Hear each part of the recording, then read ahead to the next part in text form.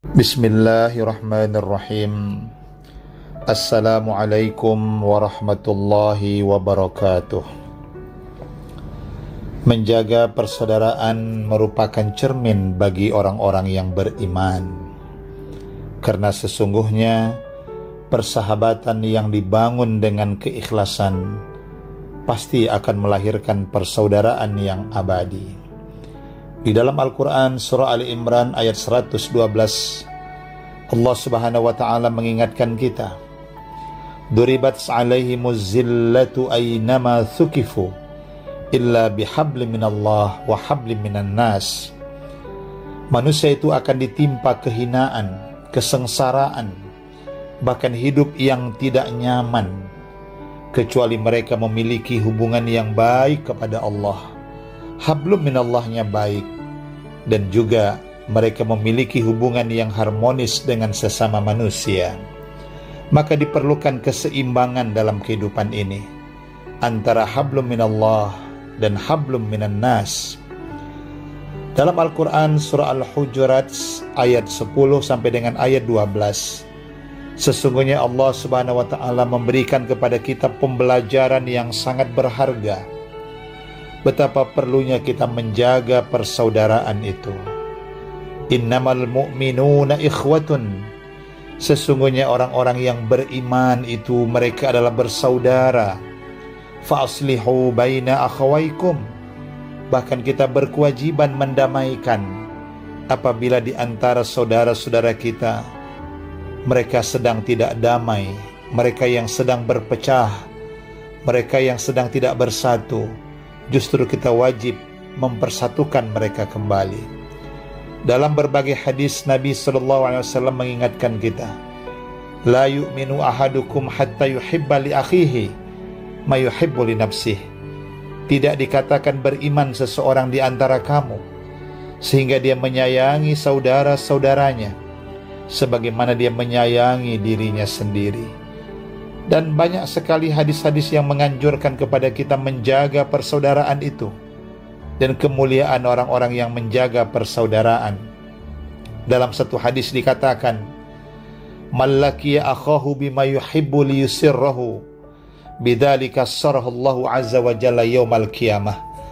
Barang siapa yang mendatangi saudaranya, dia bersilaturahim ke tempat saudaranya, bahkan dia membawa buah tangan, sesuatu yang disukai oleh saudaranya, dengan bermaksud dia ingin membahagiakan saudaranya yang dikunjunginya itu, maka dengan sebab itu pun dia akan digembirakan Allah, dibahagiakan Allah nanti pada hari kiamat.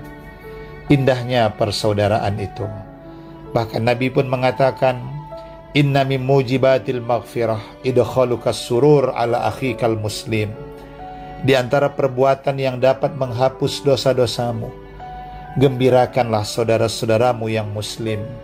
Jangan kita susahkan dia, jangan kita mengganggu ketenangan hidupnya, tapi salinglah kita memberikan rasa bahagia.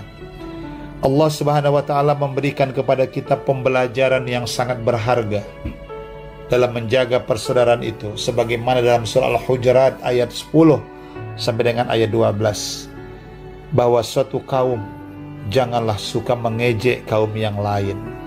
Boleh jadi kaum yang diejek itu lebih baik daripada yang mengejek. Begitu juga seorang wanita, jangan suka memperolok-olok mengejek wanita yang lain. Boleh jadi wanita yang diejek itu lebih baik daripada mereka yang mengejek. Kita kadang-kadang terlupa, semut di seberang lautan bisa terlihat, tetapi gajah yang di depan mata tidak terlihat. Kita terlalu sibuk menilai orang lain, tetapi terkadang kita lupa menilai diri kita sendiri. Al-Quran juga mengingatkan kita, Wala talmidu anfusakum. Janganlah kamu mencela dirimu sendiri.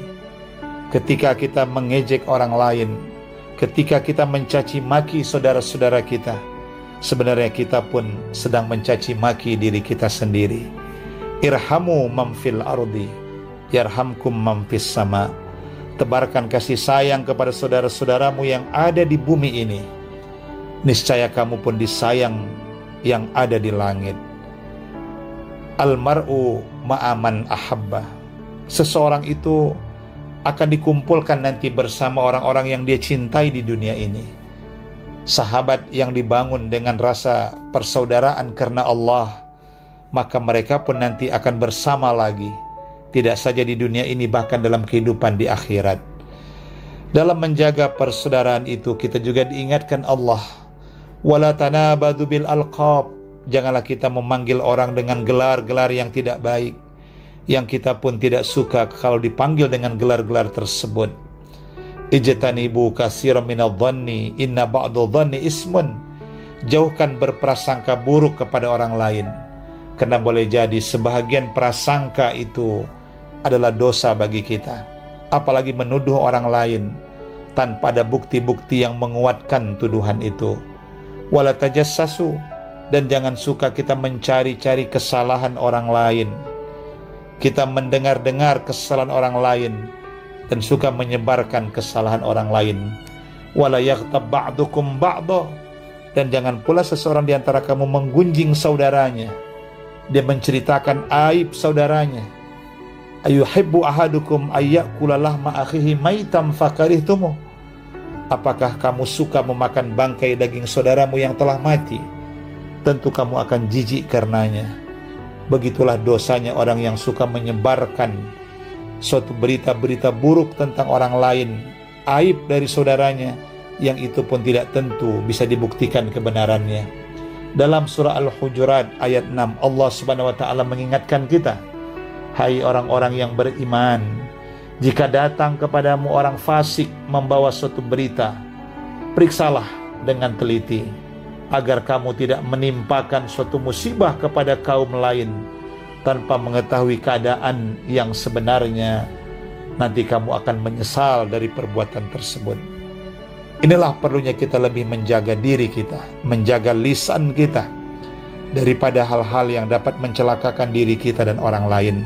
Semoga Allah Subhanahu wa taala meridhai persaudaraan kita di dunia, bahkan sampai nanti pada kehidupan di akhirat. Amin ya rabbal alamin. Wassalamualaikum warahmatullahi wabarakatuh.